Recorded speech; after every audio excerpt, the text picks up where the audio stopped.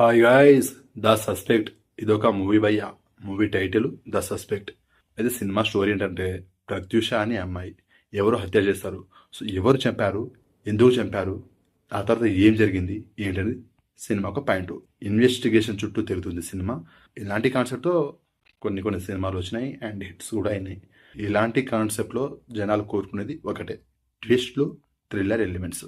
So ఇవన్నీ సినిమాలో ఉన్నాయా లేవా అన్నది రేపు సినిమా రిలీజ్ అయ్యాక చూసి తెలుసుకోవాలి. ప్రజెంట్ అయితే నేను ట్రైలర్ చూశాను. రేపు సినిమా రిలీజ్ అవుతుంది కాబట్టి అయితే ట్రైలర్ చూసాక నాకు ఓకే, ఇంట్రెస్టింగ్గా ఉంది అనిపించింది. కానీ సినిమాకి background music and quality and actors వాళ్ళ పర్ఫార్మెన్స్ అంతగా అనిపించలేదు.